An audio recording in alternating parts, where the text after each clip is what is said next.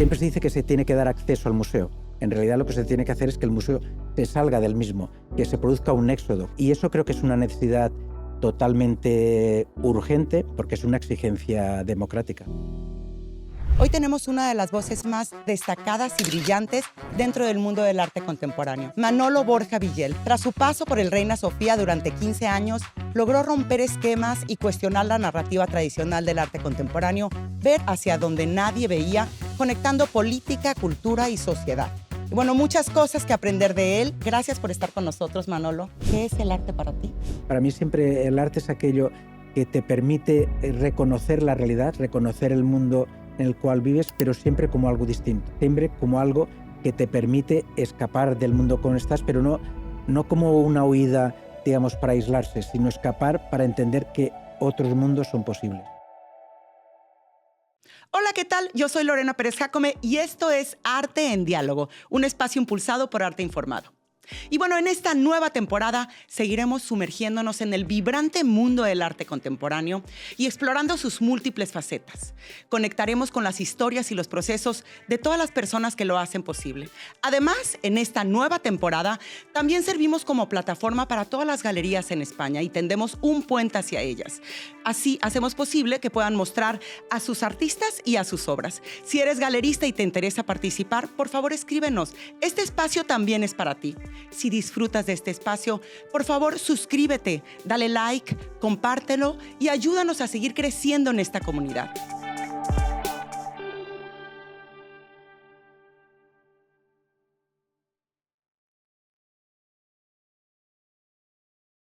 Nuestra galería invitada esta semana es El Chico con la obra de Liana Stolarsky.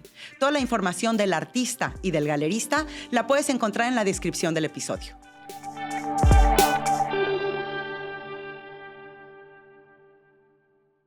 Hola, ¿qué tal? Bienvenidos a Arte en Diálogo. Hoy tenemos una de las voces más destacadas y brillantes dentro del mundo del arte contemporáneo, Manolo Borja Villel. Tras su paso por el Reina Sofía durante 15 años, logró romper esquemas y cuestionar la narrativa tradicional del arte contemporáneo, ver hacia donde nadie veía, conectando política, cultura y sociedad.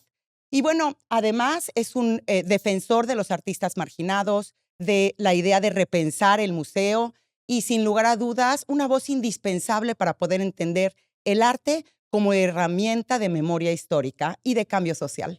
Y bueno, muchas cosas que aprender de él. Gracias por estar con nosotros, Manolo. Gracias por la invitación, es un gusto estar en este programa. Oye, he de confesar que yo estoy un poco nerviosa, a ver si estoy a tu altura, con estos grandes conocimientos que tienes y menudo intelectual. Así es que, bueno, vamos a dar. Gracias, a ver si estoy yo a la altura también. Manolo, ¿por qué no empezamos por ti? Tú naciste en Castellón y estudiaste Historia del Arte en Valencia, después un doctorado en Yale, en donde profundizaste en Teoría del Arte y Museología. ¿Cuáles fueron esas influencias claves en tu paso por Estados Unidos? Sí, en Yale hice un máster en realidad y el doctorado fue en CUNY en City University of New York. Y esto tiene sentido porque vaya, mientras que Yale tenía, cuando yo fui había estos profesores increíbles de arquitectura, estaba Vincent Scali, cuando yo fui estaba en el departamento de italiano Umberto Eco, era el momento que estaba escribiendo El nombre de la rosa. ¿Lo tuviste como profesor? Sí, bueno, yo estaba de estudiante, Claro. digamos, profesor Sí. con muchos más. Pero realmente donde sí que tuve ya una relación de seminarios, de talleres, de trabajo más directo fue en el Graduate Center en City University of New York. Y ahí realmente tuve la suerte de ir en un momento muy interesante. Era el momento que Rosalind Krauss estaba haciendo todos aquellos trabajos sobre fotografía y surrealismo, cuando se estaba reivindicando la figura de Bataille. Eso para mí fue muy importante, pero sobre todo era el momento en el cual había una serie de alumnos que era un regalo estar con ellos, compañeros de Estudios. aula, de estudios.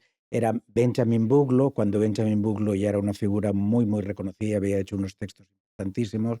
Craig Owens, Douglas Crims, Abigail Salomón Godó.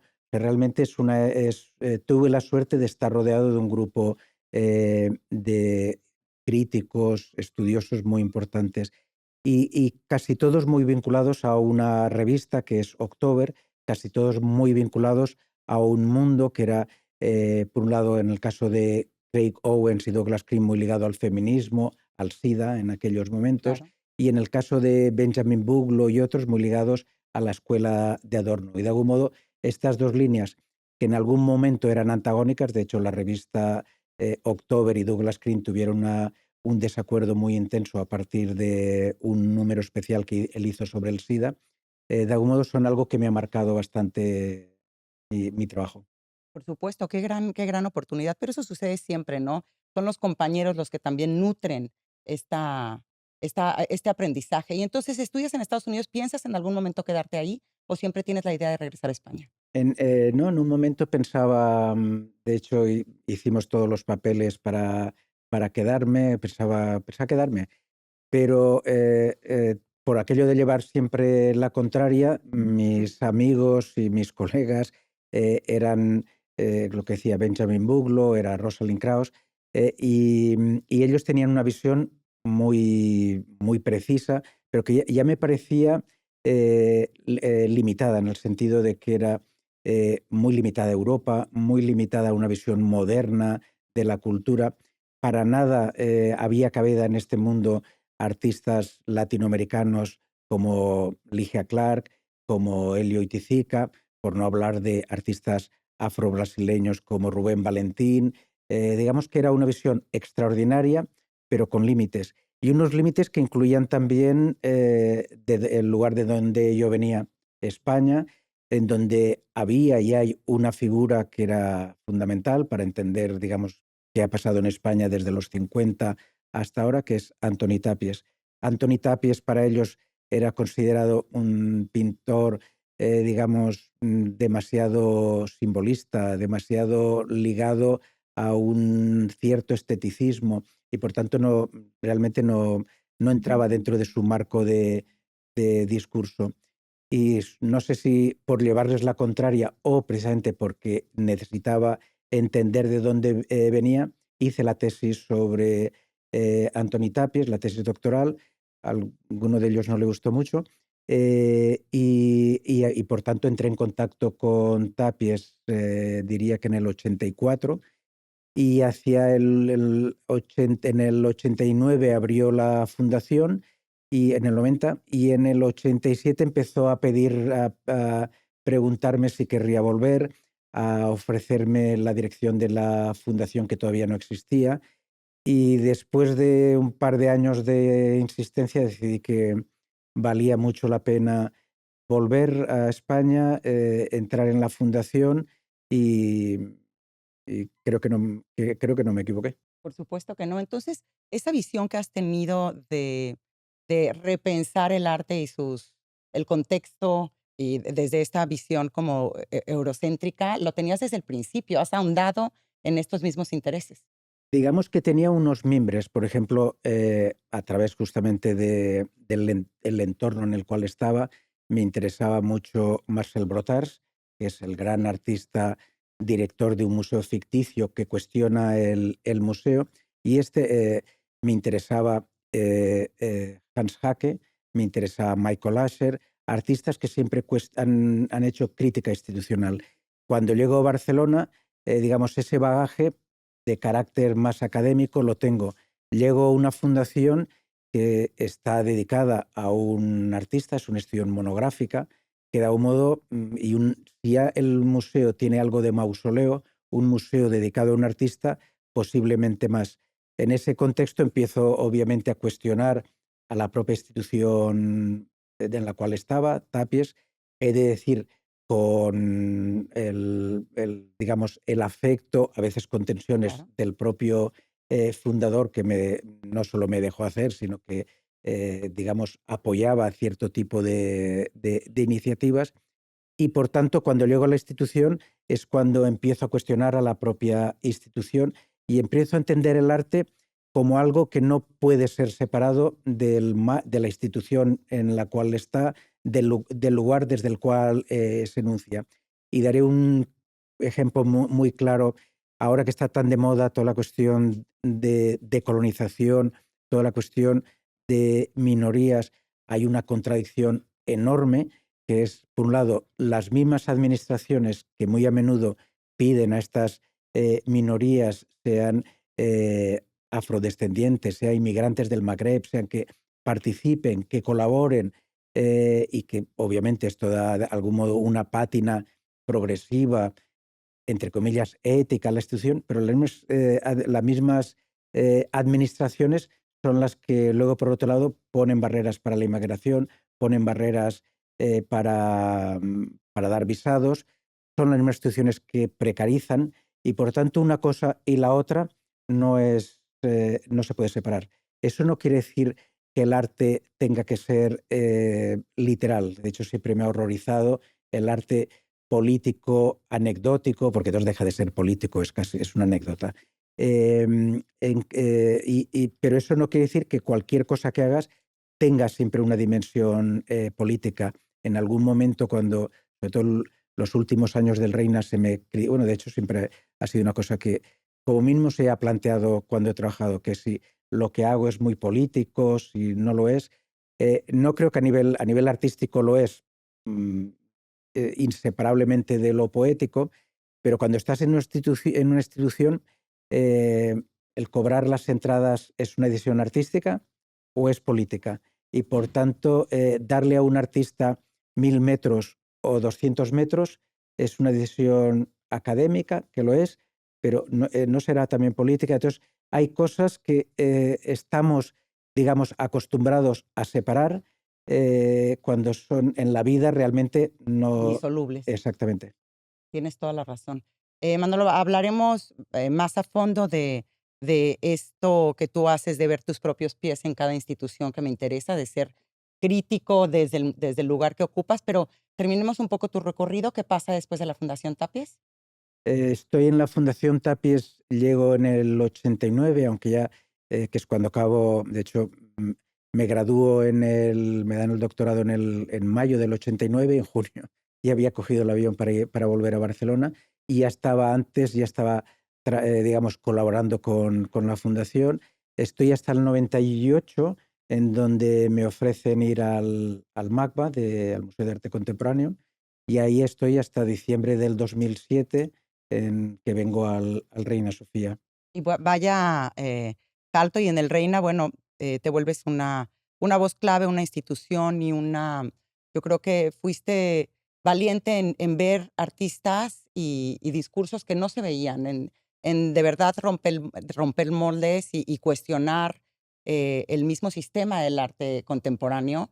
Y definitivamente te deslindaste del discurso que había museístico en ese momento y colocando al Reina pues en la vanguardia total pues, totalmente un museo de referencia.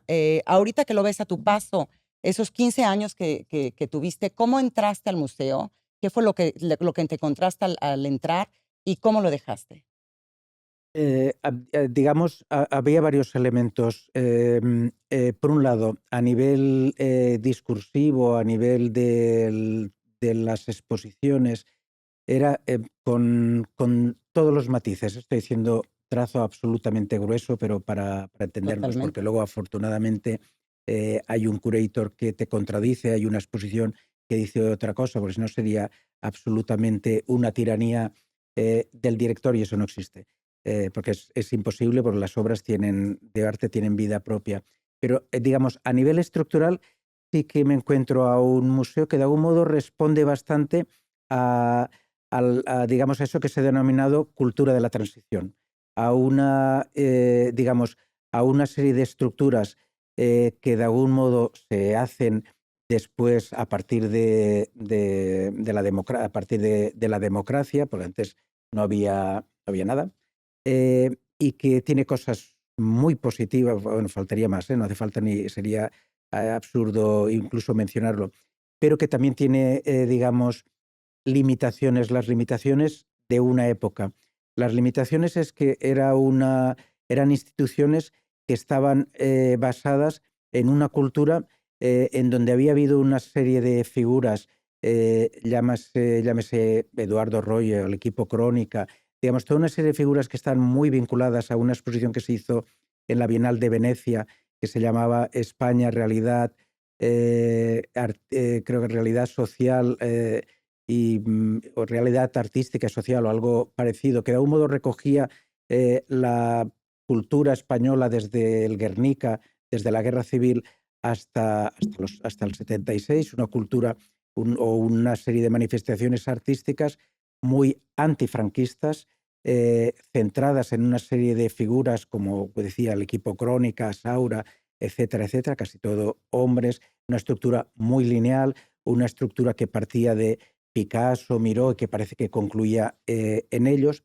y era una estructura cultural, un modelo muy válido, por supuesto, pero que tenía tantas sombras como lugares iluminadas. De hecho, es una cultura que fue incapaz de ver toda una serie de manifestaciones, digamos, alternativas, manifestaciones donde, digamos, las especies no modernistas, no modernas, no modernistas en el sentido inglés de la palabra, donde la separación entre poesía y vida no existía, que no eran capaces de ver ni movimientos como la antipsiquiatría, el feminismo, el underground, el cómic, y eso existía y era muy, muy potente en España. De algún modo, el modelo del Reina Sofía es incapaz de ver este tipo de cosas.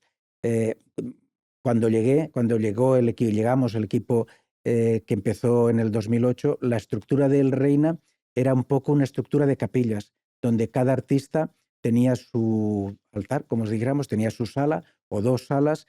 Como digo, Eduardo Royo tenía dos, Saura tenía una o dos, Dalí tenía dos, Picasso tres, y era siempre una especie de panteón de hombres ilustres.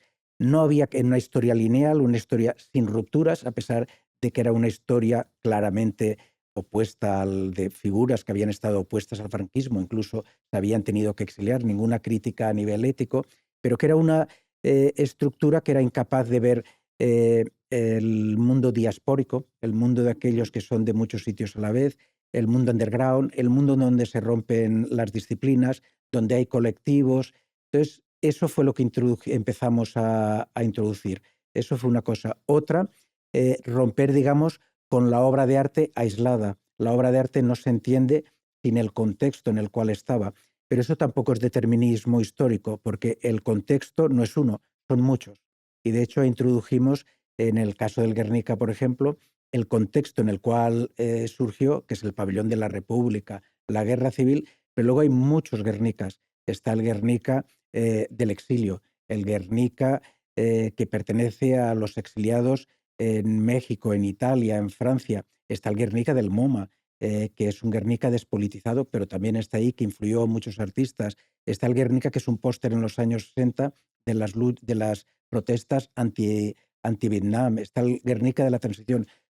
Esa complejidad era algo que intentábamos poner, una complejidad donde hay un triángulo entre la obra de arte, que tiene una resistencia a ser explicada. La obra de arte se te escapa siempre, como digo, tiene muchas vidas. Los contextos históricos y el presente, que es desde donde se mira. Y a partir de ahí creamos un modelo hecho con microrelatos, un modelo donde los artistas estaban en diversos sitios, un modelo donde había movimientos, había colectivos, había documentos, y ese fue el gran cambio a nivel de relatos.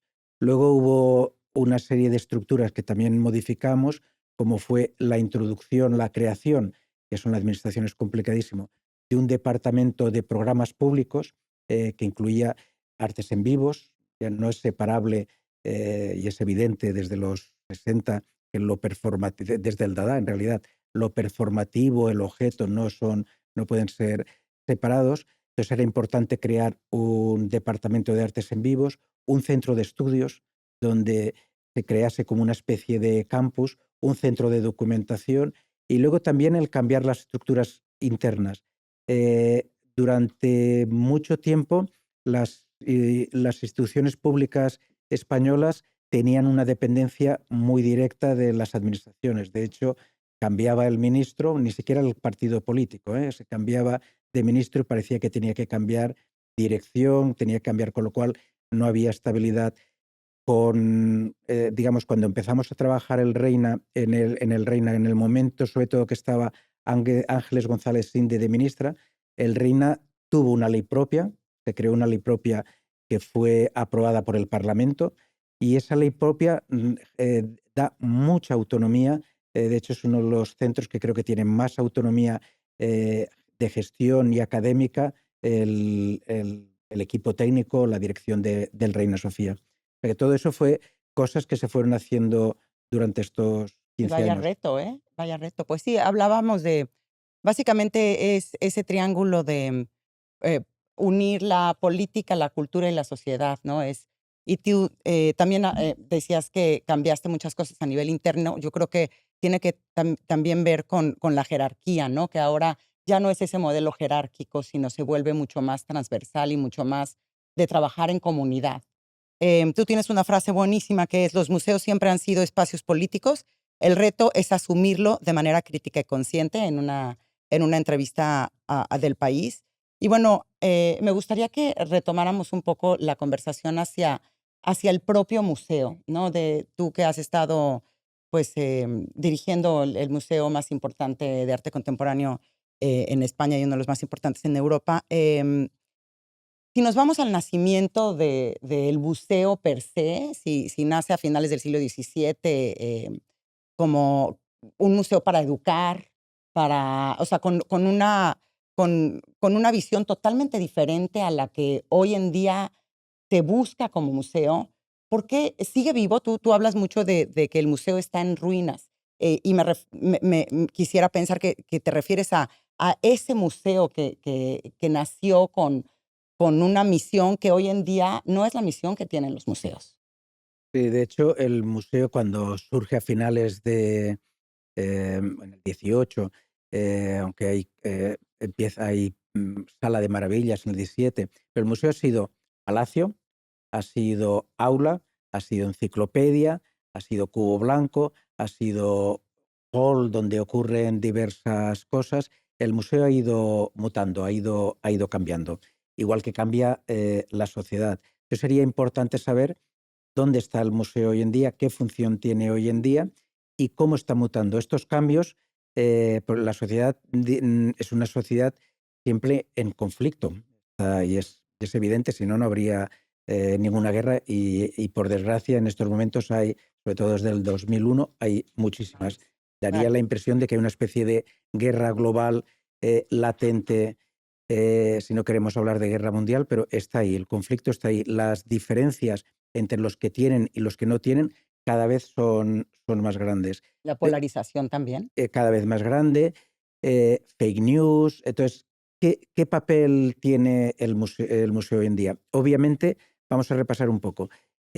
Museo enciclopédico, que era etnográfico, un museo donde se catalogaba, donde no tiene ningún sentido, porque las cosas están fluidas, porque hay otra forma, otra epistemología y otra forma de entender el tiempo, el espacio, que ya no es el tiempo este lineal y además lleno de anacronismos. Era aquello de que en la época, yo que sé, cuando Gauguin iba a Tahití, Gauguin era contemporáneo y se inspiraba en sus contemporáneos de Tahití, pero que se consideraban que estaban en el pasado. Estas contradicciones de la modernidad, Claro. que cuando quería era contemporánea, cuando no estaba en el pasado, o se consideraba que cuando Europa, los imperios europeos van a África, van a un país que está en otra época, que es mentira, están en la propia época, en la misma Claro. época. Entonces, ese modelo obviamente no tiene cabida porque además hay cosas que no tienen cabida.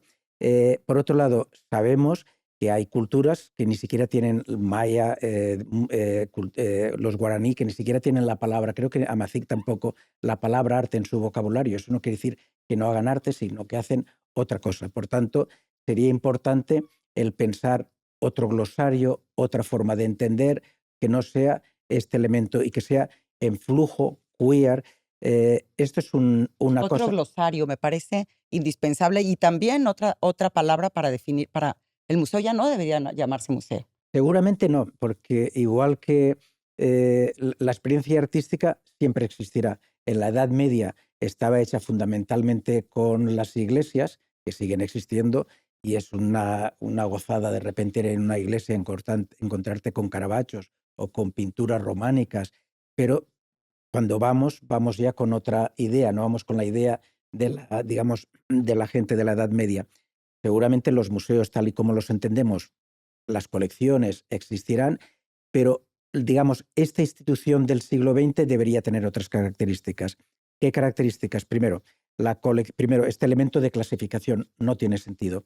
Segundo, este elemento de representación. De hecho, los museos, tal y como los entendemos, empiezan realmente cuando empiezan a conformarse los imperios coloniales, los grandes imperios coloniales del siglo XIX, Francia, Alemania, y son elementos de representación y de poder basados en la acumulación de tesoros, una acumulación de tesoros que ahora, por cierto, sirven para tener ingresos. Antes eran tesoros, eran propiedad, ahora son ingresos de turismo, etcétera, etcétera.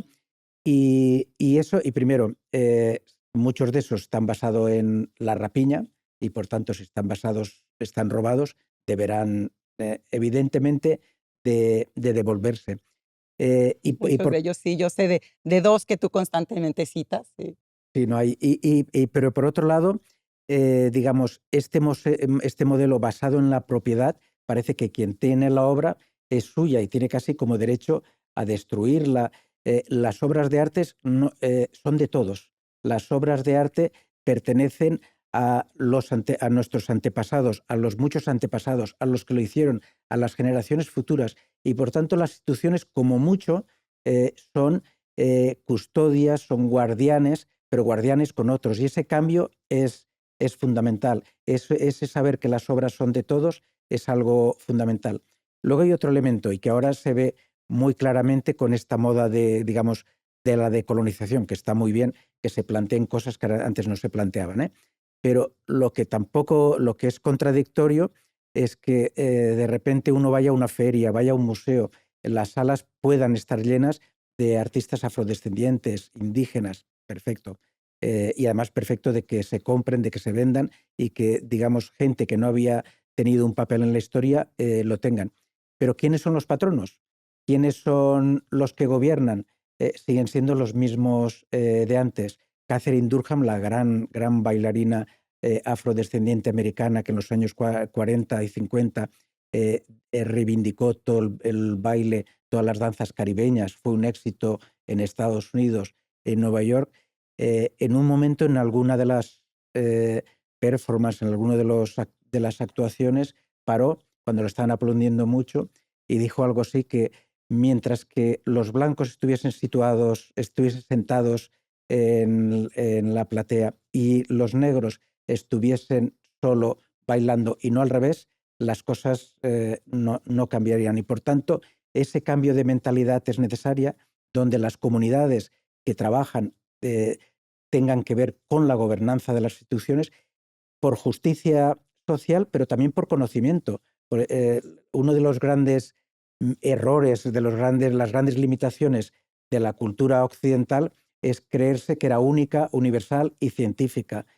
Las culturas de otro tipo de conocimiento se consideraba mágico en el mal sentido de la palabra, se consideraba como, digamos, precientífico, y lo que no se ha dado cuenta esta cultura occidental, que la apertura, que digamos, más que apertura, que tendría una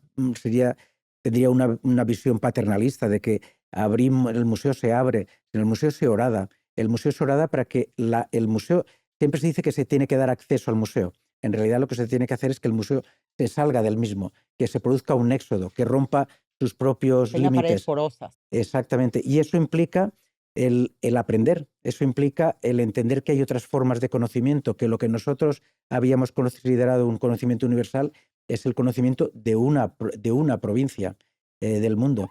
Y eso creo que es una necesidad totalmente urgente, primero porque si no Europa corre el riesgo de realmente quedarse como una especie de zombie, de muerto viviente, pero sobre todo porque es una exigencia democrática. Ay, Manolo, dijiste tanto que estoy tratando de hacer algunas pausas por ahí porque muchísimos temas acabas de tocar. Bueno, para empezar, Esto es lo que no pasa con la inteligencia artificial, que ¿ves? hablaría, Hablas de sería todo ordenadito. No, aquí no, aquí yo tengo muchas ideas y muchos incisos que quisiera retomar. Tú hablas de la contradicción y también escuché alguna entrevista tuya en donde te preguntan qué tanto puede hacer una feria para la descolonización del arte y dices, bueno, pues es que es una contradicción, ¿no? Feria y descolonizar es una contradicción, pero también hay una contradicción en el arte y esto es un inciso. Ahorita vamos a regresar a todo este tema de los museos, pero el arte contemporáneo, cuando dices, pues la institución no posee obras de arte, como tampoco los coleccionistas, creo que nadie somos dueños de las obras, somos simplemente somos guardianes, Odio, sí, sí, sí. sí, o las tenemos rentadas, pero las obras ya tienen vida per se. Pero también hay una contradicción ahí en el mismo arte contemporáneo, porque de todas las artes que hay, y lo decía Gerardo Mosquera, quien tuvimos la suerte de entrevistar con esta mente tan crítica, también dice, bueno, es que la contradicción del arte contemporáneo es que de todas las artes es la única coleccionable. O sea, a diferencia de la música que viaja por todos lados o incluso la literatura que pueden haber cientos o miles de ejemplares, el arte se vuelve objeto que uno posee. Entonces, hay en el mismo nacimiento del arte contemporáneo, hay una contradicción intrínseca, ¿no? Yo creo que esa contradicción la imponemos nosotros. Ahora en Barcelona hicimos esta semana un encuentro internacional que es de un proyecto, se llama Museo Habitado, y hubo un diálogo entre algunos de los que intervenían y alguno del público, y una de las cosas que salió era la necesidad de que no impongamos nuestros criterios al resto del mundo. Por ejemplo, una cosa que se dice muy a menudo es que si, digamos, los grandes tesoros, yo qué sé, que vienen que proceden de pueblos mapuches, de otros sitios, si están en Europa, por ejemplo, están yo qué sé, en el Louvre, en el British Museum, los ve muchísima más gente. Tal vez en un pueblo en Chile, pues los verían unos cuantos. Pero eso es un criterio nuestro. Las obras, digamos, no se pueden medir. Las obras son, en muchos casos, son elementos vivos que tienen muchas historias, que tienen, digamos, las huellas de la historia de las personas que la hicieron, y tienen elementos mágicos, tienen elementos a los cuales no se le puede poner un criterio economicista, que no quiere decir que no exista.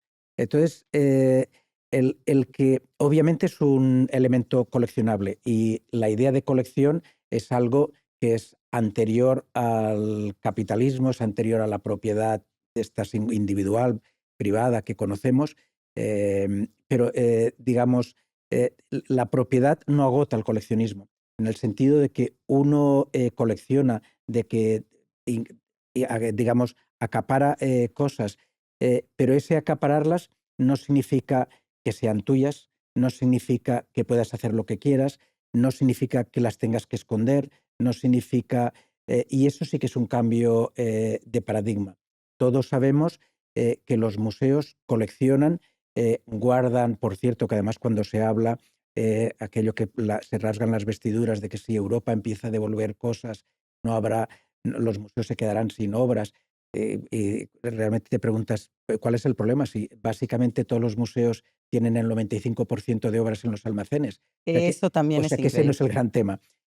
Pero sobre todo es un cambio de paradigma, es un cambio de entender que a lo mejor un coleccionista puede tener una capa de estas maravillosas Tupinamba, pero esas capas, que son bellísimas y por tanto hay una experiencia estética, y que si se llega a un acuerdo, lo que sea, un individuo puede tenerla, tiene un elemento mágico, tiene un elemento que va más allá, que es curativo. Por tanto, cualquiera que tenga este tipo de elementos tiene una obligación moral de respetarlos, digamos, de hacer que sean compartidos según la naturaleza del propio elemento.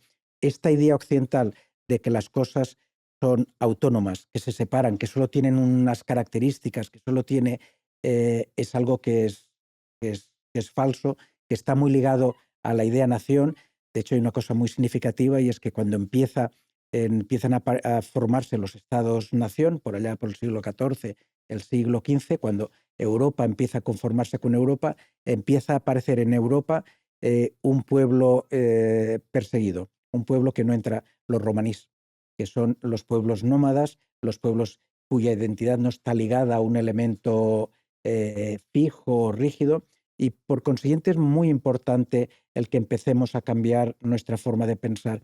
Importante a nivel de conocimiento, porque si no realmente es muy limitado y el conocimiento occidental es un conocimiento que ya no responde a las necesidades de la sociedad y del planeta, pero es urgente también a otros niveles, a niveles de respeto por el mundo, a niveles de respeto por la ecología. Hay otra cosa muy significativa y es que en el momento en el cual la sociedad, allá por el siglo XIX, empieza a ser más extractiva que nunca, curiosamente aparecen los paisajes, que es la idea de algo que está separado, algo que no es humano. De hecho, los franceses cuando soltaban bombas en el Sáhara, las soltaban allí y tenían digamos, una excusa ética diciendo que eran lugares no habitados, que no había nadie, vacíos, esa es la palabra.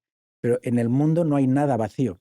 En el mundo, incluso en el desierto, hay seres vivos, hay movimientos de nutrientes. Se sabe, por ejemplo, que hay vientos del Sáhara que van a la selva brasileña y que llevan nutrientes que son absolutamente necesarios. Por tanto, la idea de vacío es una idea occidental absolutamente falsa. Es entender la naturaleza como algo no separado, digamos, del ser humano, es entender los seres vivos como formando un tejido, es fundamental. Y eso exige un cambio de paradigma total y, por tanto, no solo por conocer, es casi por sobrevivir, porque estamos a ese nivel. Sí. Bueno, y también dices, el museo ideal es un campo magnético, un lugar donde fuerzas diversas interactúan. Y es un poco lo que estás diciendo, que un museo tiene que ser algo vivo, ¿no? También haces referencia a el museo como una especie de coreografía, en donde además el usuario no es la persona que va a aprender, sino va a ser parte de, ¿no? Explícanos, tienes un concepto que me gusta mucho, que es el del Cora y el Topos. Mm. Si nos puedes introducir un poco esto. Sí, a ver, sí. Primero por Cora y Topos. Digamos, los griegos, esto fue una idea que desarrollamos en la Bienal de Sao Paulo, cuando hablamos de coreografías de lo imposible. Los griegos tenían dos términos para entender el espacio. Uno era el topos, que es un espacio fijo, un espacio donde la actividad y el espacio están separados. Hay un espacio, imaginemos un campo de fútbol que está delimitado, pues cualquier persona, cualquier ser vivo tiene libertad total para moverse dentro de ese campo, pero no se puede salir, porque si te sales, pues ya no estás en las reglas.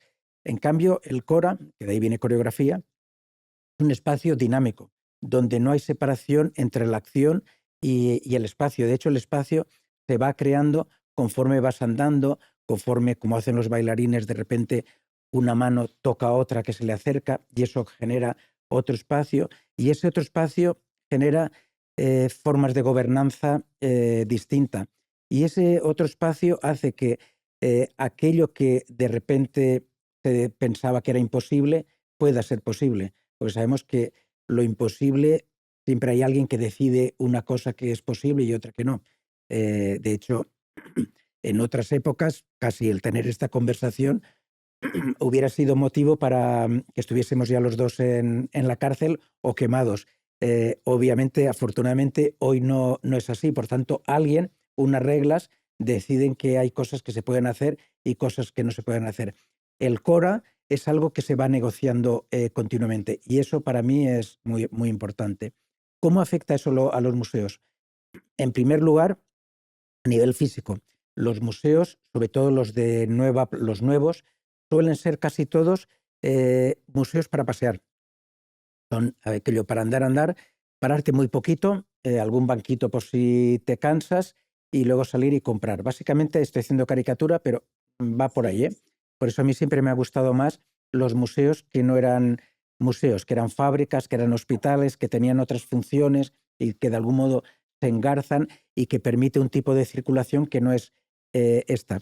Pero ya si estamos hablando de este movimiento, posiblemente tendríamos que hablar de otro tipo de espacios, de otra naturaleza. Eso es uno. Dos, eso implicaría también espacios que sean mucho más complejos. Por ejemplo, durante la pandemia, cuando el Reina Sofía estaba cerrado, como todos, el Reina Sofía, como sabemos, está en Lavapiés, Sí. en la esquina de Lavapiés. En Lavapiés vive mucha gente que la pandemia mm, tenían que estar cerrados en casa, pero su trabajo, su forma de vivir, por el tipo de vida que tienen, es en la calle. El estar cerrado es una condena literalmente a muerte casi. Estos nos pedían que el Reina Sofía, que estaba vacía, que tenía muchos espacios, pudiese ser un lugar donde, digamos, seguro, Reina lo era, lo es, donde la gente, donde se le pudiesen recoger alimentos, donde pudiesen recoger cosas. Eso legalmente no se puede hacer, porque se exigen una serie de normas. No digo que estén mal ni bien, pero no se puede hacer. ¿Por qué no? Los museos pueden ser lugares donde haya otro tipo de actividades aparte de, digamos, de las propiamente museísticas, lugares de solidaridad, lugares de otro tipo. Y ese tipo de cambio es importante. Y ese tipo de cambio hace que los museos puedan ser habitados. Habitados no quiere decir que la gente de repente no es la caricatura. Ahora me voy a quedar, voy a hacer un bar, me voy a dormir. Habitados quiere decir que se los hagan suyos, que estén situados, que en cada lugar respondan a unas necesidades concretas. Y eso de nuevo enriquece, porque otro de los problemas que vemos con muchos museos en general es que todos se parecen. Eh, Es que ese es otro tema. Yo creo que la homogeneización de la cultura, ¿no? Este discurso del arte contemporáneo que de repente lo vemos repetido en bienales, en ferias, en museos, y entonces desmarcarte, y creo que eso es de tus grandes aportaciones y lo que todo el mundo te aplaudió. Y ojo que también me imagino que tuviste muchos detractores que te decían, ¿y por qué no estás enseñando el arte español, que es lo que siempre se ha enseñado? Pero ese poder desmarcarte y poder decir, bueno, no vamos a hacer una cultura homogénea, porque para eso es la cultura, ¿no? Y para eso es el arte, justamente, para pensar lo que no estamos pensando en muchos lugares y para hacer una plataforma de resistencia. Exactamente. Sí, hay muchas cosas. Una, que la investigación, la búsqueda de aquello que no conoces, que es cuando más cosas descubres, más ignoras, más tienes que aprender y por tanto Sí. es una necesidad imprescindible. Que eso a veces chirría con el hecho, digamos, de que hay mucha competitividad entre las instituciones, hay un sistema basado en la individualidad, basado eso en la competitividad, y todo el mundo de algún modo quiere situarse, tener el artista más, Hot. sí, me has quitado la palabra, Más hot del momento. en ese Sí. momento, y acaban siendo todo el mundo, que es normal, quiere ser aplaudido, quiere ser querido, posiblemente en una sociedad con carencias afectivas muy, muy grandes, parece que de algún modo sublimemos esas carencias de otra forma, pero la realidad es más compleja. En primer lugar, a nivel de conocimiento, un museo nacional, cualquiera, no, los museos nacionales, y no solo de arte, europeos, occidentales, siempre ponen a los occidentales en el centro, normal. Y entonces siempre normalmente hay una evolución lógica del impresionismo, pasamos al posimpresionismo, al cubismo, no sé qué. O de Velázquez, del barroco, del manierismo al barroco, al neoclasicismo, a lo que sea. Entonces, todo eso está bien.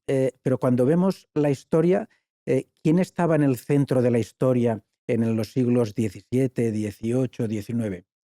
Estaban los europeos, por supuesto, o los europeos que estaban en las Américas. Y los afrodescendientes no se hicieron la riqueza con ellos, y los indígenas no se hicieron las riquezas con ellos, y las comunidades de mujeres no se hicieron. ¿Por qué todas estas personas sin las cuales el mundo actual no existiría, dónde están? Y donde estén no significa hacer cuotas, que de repente vamos a poner artistas.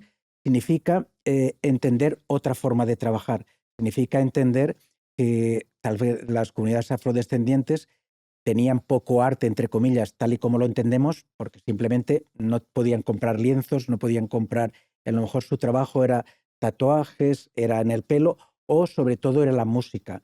Entonces, ¿cómo hacer digamos, cómo generar instituciones donde este tipo de prácticas de historia esté en el centro? Eso es algo que para mí es fundamental.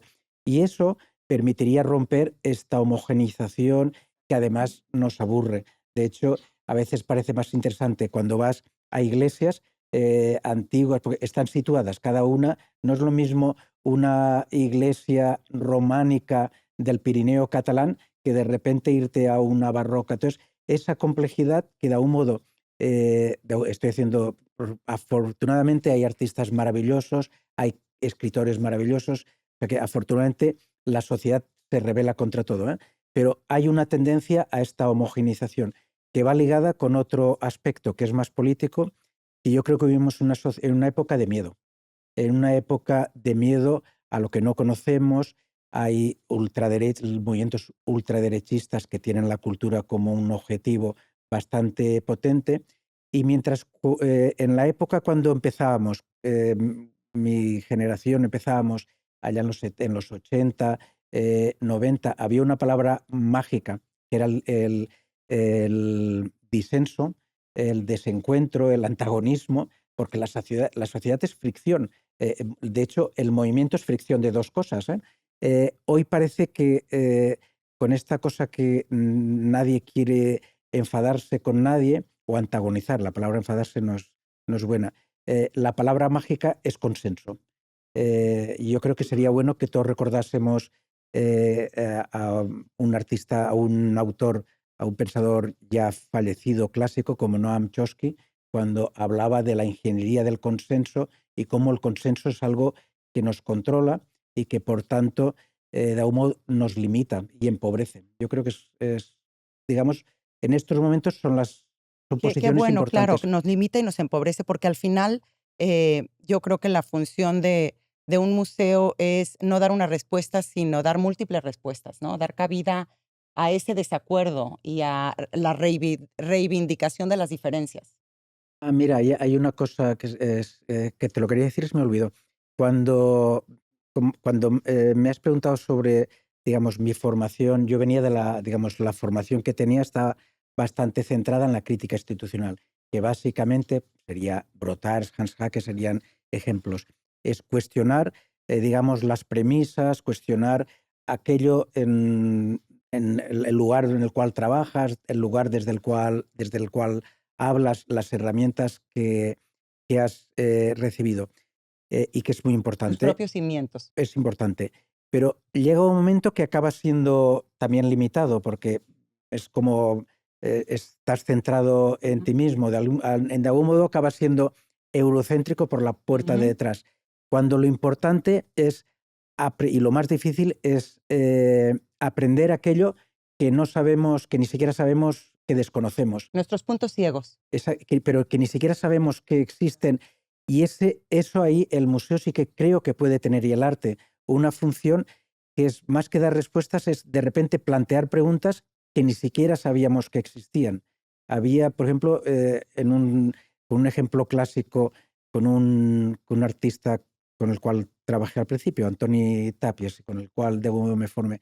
Siempre recuerdo que él tenía polémicas periodísticas muy fuertes, en la prensa con los realistas. Y siempre le preguntaban, ¿eres abstracto o figurativo? Y él se enfadaba mucho porque decía, la propia pregunta condiciona la respuesta, porque no soy ni abstracto ni figurativo, es otra cosa. Y ese ser otra cosa era la que un artista, a partir de hacer una obra que no es ni abstracta ni figurativa, te permite entender que hay otros caminos que ni siquiera te habías imaginado. Y yo creo que eso es una función en estos momentos de fake news, de que los museos tienen posiblemente como tal vez ninguna institución de conocimiento, de afecto, de experiencia vital que haya en nuestra época. Pero fíjate que todavía los museos se perciben en muchos casos como algo elitista y decía Dora García, el arte es para todo, pero solamente algunos lo saben, que me parece genial la frase. Cómo cambiar esa percepción del público hacia un museo? Sí, ahí ha habido, digamos, ha habido una tensión constante y era que siempre se decía que los museos eran elitistas, venían poca gente, y es verdad, ¿eh? Ahora, yo qué sé, 40 años atrás ibas a según qué museos de los que había en aquella época en España de bellas artes, y yo creo que la segunda o tercera vez que ibas, ya el vigilante te consideraba de la familia, ¿eh? Porque ya te conocía. Hoy en día, de hecho, no es así. Hoy en día los museos hay que hacer colas, están muy visitados en general, los museos de arte contemporáneo, hay las bienales, hay mucha gente. Por tanto, ahí habría una contradicción, pero sin embargo, es verdad que se siguen percibiendo como elitistas. Entonces, ¿no será que, digamos, estos millones de visitantes en realidad son, entre comillas, consumidores, son gente que visita pero que no habita, que entra, sale, pero que no se lo hace suyo? Entonces yo creo que es importante el cambiar de modelo. Y cambiar de modelo no consiste en esta visión paternalista de vamos a bajar, vamos a hacer cosas más comprensibles, que es absurdo porque es pensar que la gente no sabe. Entonces la gente igual no sabrá diferenciar entre el cubismo analítico o entre Juan Gris y María Blanchard, pero sabe perfectamente diferenciar entre un elemento vital y otro elemento vital, entre una cosa. Entonces, ese aprender juntos, ese, digamos, lo que decía Jacques Rancière, ese maestro ignorante, ese cambiar, digamos, el modelo, donde no se trata de que uno sabe, no se trata de que hay cosas, digamos, que hay que bajar el nivel, sino que es otra cosa. Yo creo que eso es ser otra cosa. De algún modo, ese cambio de paradigma haría que esta división que tenemos sea falsa. Y eso no quiere decir que de repente todos los museos estén llenos de gente, o que además sería imposible y no sería también sano, sino que todo el sistema estaría vivido, donde de repente puede haber centros de investigación a largo plazo, donde hay eh, 20, 30 personas que están trabajando, no necesariamente historiadores o artistas, sino pueden ser historiadores, pueden ser trabajadores sociales, puede ser lo que sea, que estén trabajando a largo plazo y ese largo plazo tenga una incidencia, otros no, otros pueden, digamos, tener grandes números. Entonces, esa complejidad creo que es importante, y creo que es importante introducir el tiempo en lugar de la cantidad. Y esto, mira, los editores lo tienen más claro que nosotros. Ellos hablan de bestseller, que parece que sea la única obsesión de algunos museos, y hablan de long term seller. Y a veces a lo mejor hay No lo libros había oído, me gusta mucho. que Sí. cuando en la primera edición puede tardar en agotarse 10 años, y de repente se redescubren y empiezan a entrar en múltiples. Entonces yo creo que ese trabajo a largo plazo es algo que es importante. Es la prueba del tiempo. Exactamente. Em, bueno, estás hablando también del mercado, de los bestsellers, y hablas tú mucho de tener un museo más crítico y menos mercantilizado. Me parece que hay ahorita un auge de colecciones privadas, hay un auge de museos privados. ¿Cuál es tu opinión sobre eso y cómo lograr hacer este espacio de un museo público que no tenga esas presiones de mercado? Bueno, además sabemos que se tiene que sostener en algo y no siempre tiene la libertad que quisiera para montar ciertas exhibiciones o investigaciones. Entonces, ¿cómo atacar eso? Yo creo que hay varias cosas. Por un lado, las colecciones son todas, todas, todas súper bienvenidas, es maravilloso que la gente coleccione, porque cuando coleccionas, era aquello de Benjamin, cada historia, cada colección es como un ovillo que va explicando la historia de otro modo, por no hablar de que las colecciones sirven, ayudan a los artistas, ayudan a los museos. Eso, primera base.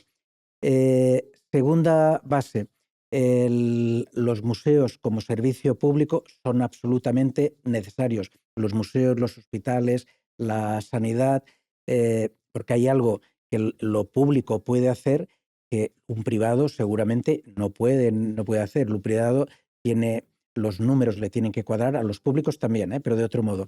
Tienen que cuadrar, si no hay dinero, no hay dinero, seguramente tiene que hacer otras estrategias.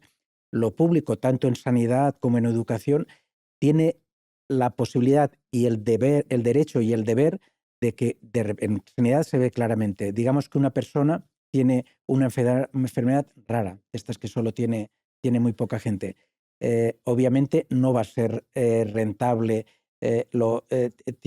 digamos, ¿tiene derecho la sanidad pública de no tratarlo, de no darle todos los medios, por muy caros que sean?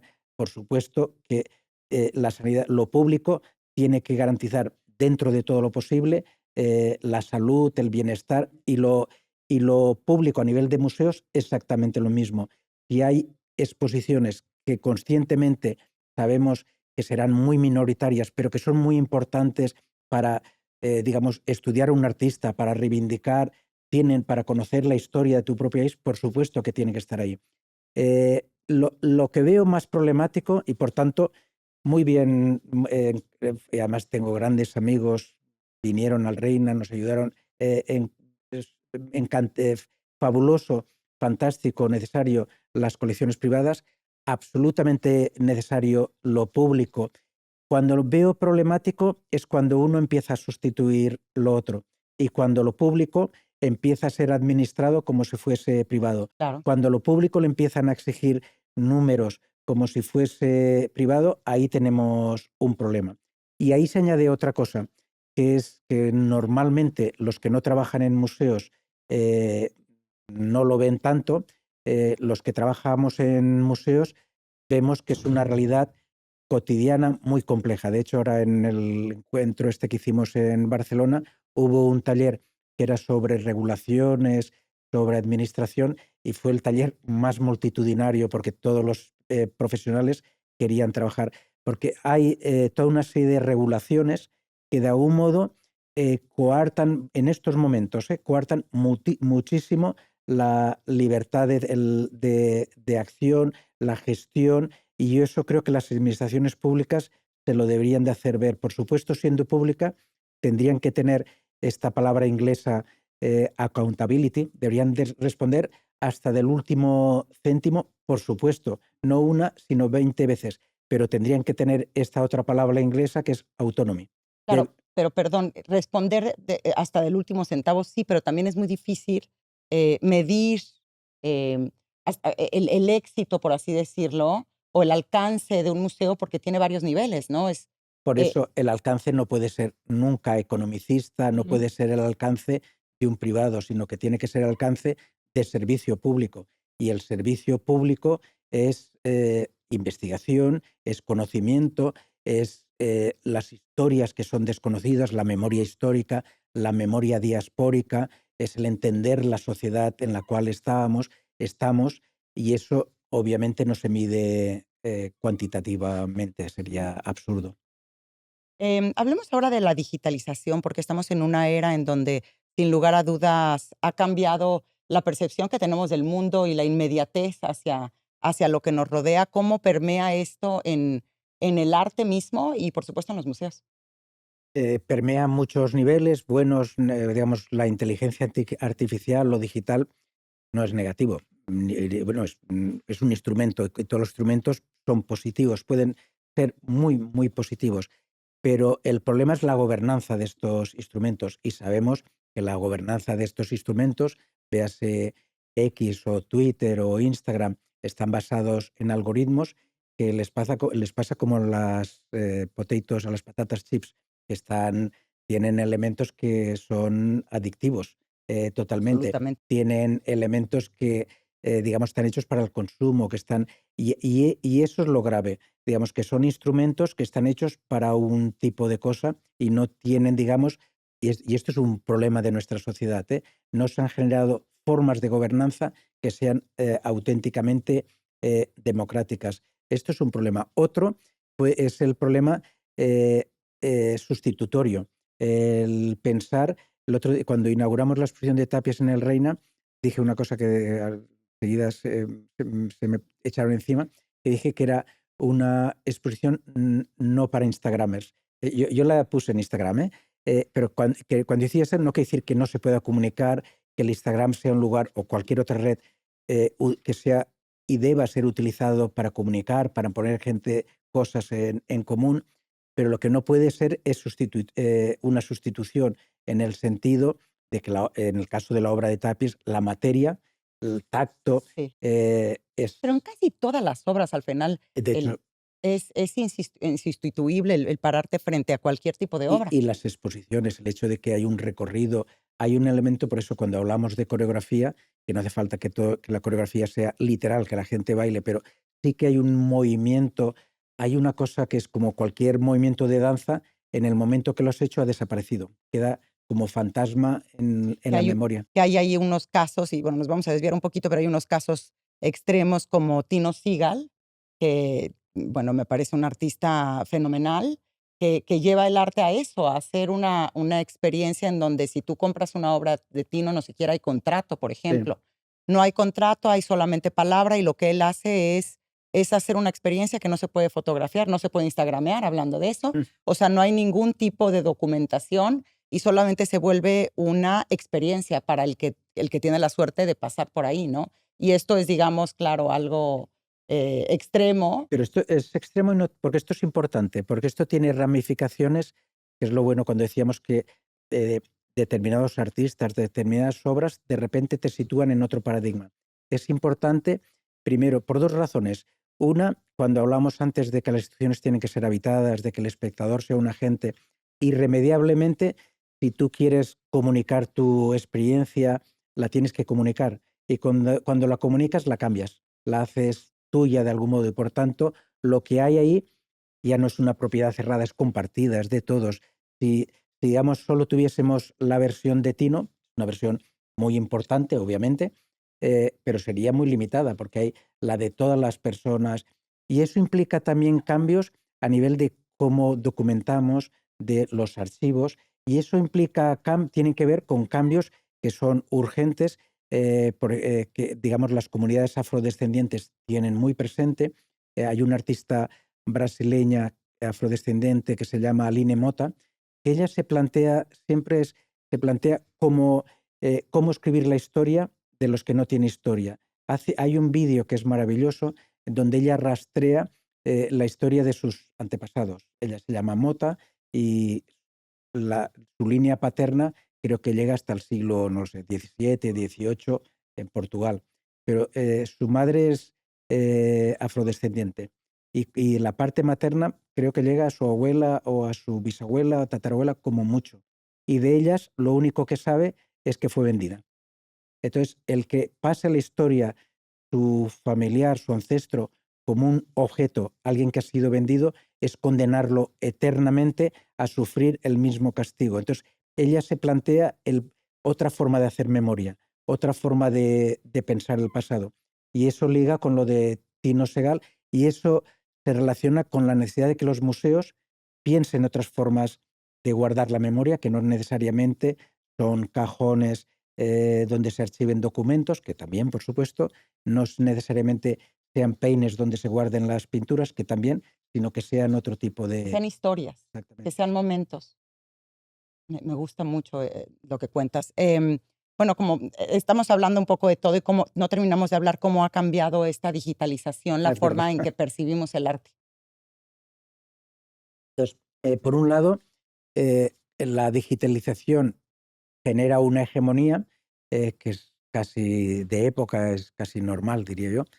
Cada época hay unas cosas que son, o un tipo de arte que son hegemónico, que es, digamos, aquello que tiene imagen reproducible, tiene mayor visibilidad, está más fácilmente en nuestro imaginario. Otra, digamos, hablando de lo digital muy amplio, hablando de digital también en el sentido de cómo nos comunicamos, cómo vemos, y esto es una idea que es de Bachman, no es mía, de Gerard Bachman. Si en el Renacimiento, digamos, el medio esencial, importante, el medio central era el tableau, era el cuadro de los renacentistas o en los frescos, si en el 19 eran las novelas, a través de las novelas que estaban en periódicos, que se difundían por entregas, Galdós, Balzac, etcétera, etcétera. En el siglo XX es tal vez el cine, tal vez la televisión, posiblemente en el siglo XXI sean las series. Es aquello, Las series. fragmentos muy cortos donde hay muchas historias, unas aparecen, otras desaparecen, donde ahí viene la parte digital, la conexión inmediata con lo que está ocurriendo, pues sabemos que las series no se acaban, se van haciendo según la respuesta de la audiencia, según... Entonces, es un sistema de relatar que es distinto. Y ese sistema de relatar en sí es como la técnica, no es ni bueno ni malo si lo utilizas meramente para consumir mm, y es digamos, no es refinado, no es complejo, pues será malo. Pero hay, por ejemplo, hay una serie que es The Wire, que es una obra maestra que creo que debería estar en todos los museos, una obra maestra del cómo genera los relatos, y esa otra forma de relatar creo que sí que tiene que ver con una experiencia que es más digital, que es más de tablet, que es más de... y creo que eso es importante que lo tengamos en cuenta. De hecho, en la última manifestación de la colección del Reina, la del 2020, la idea de serie, de hecho lo inauguramos por episodios. La idea de series creo que estaba bastante centrada y por tanto, para resumir, que me doy vueltas en espiral, lo digital es fundamental, lo digital necesita formas de gobernanza y lo digital no necesariamente es la foto en Instagram, no necesariamente, sino lo digital es otra forma de entender el tiempo y de entender el espacio. Y esa otra forma de relatos creo que es importante, y que es importante que los museos, las instituciones aprendan de esta otra forma o entiendan que existe otra forma de relatar, de contar historias y de comunicarnos, porque si no sí que corremos el riesgo de quedarnos anacrónicos, que es una opción, por otro lado. Pero fíjate que es interesante porque es otra forma de entender el tiempo y sin embargo el arte también es otra forma de entender el tiempo. Y yo veo, por ejemplo, videos, ¿no? Todo lo que es arte video, realmente te ralentiza tanto en esta época en donde todo va tan lento que solamente por el ejercicio de sentarte y ver el video que dure 15, media hora, lo que sea, en una exhibición, ya estás jugando con esa percepción del tiempo que tenemos en esta era de que todo tiene que ser tan rápido y tanta prisa. Entonces, hay algo muy interesante, otra contradicción que debe de asumir la institución y ponerlas a dialogar. Sí, ahí no veo, sí, igual me he explicado, no veo tanta contradicción con la idea de serie en el sentido que la serie no quiere decir que todo vaya rápido, sino Sí, que es va es otra forma acumulando. es Ajá. otra forma de relatar. Pero hay una cosa importante en lo que has dicho, que si en una época que parece que todo tiene que consumir rápidamente, el museo tiene un espacio que posiblemente otras instituciones, otras estructuras no tienen. Una cosa que también se nos cuestionó, era una de las cosas que empezamos cuando llegué en el 2008, fue introducir el programa de cine como algo estable, permanente. ¿Por qué? No porque de repente quisiéramos sustituir a los cines comerciales, a los cines, a los lugares de exposición de cine, sino que, digamos, las salas de cine tienen ya una dinámica, que es la dinámica estructural. Es muy raro que no sé, una película de Warhol que dura 8 horas o una película de estas finas que pueden durar eternamente, en una sala de cine sería inviable. Se podría hacer una vez, no se puede Ujú. hacer. En cambio, en un museo se puede hacer. Una estructura donde cierto tipo de prácticas que son anacrónicas tienen cabida.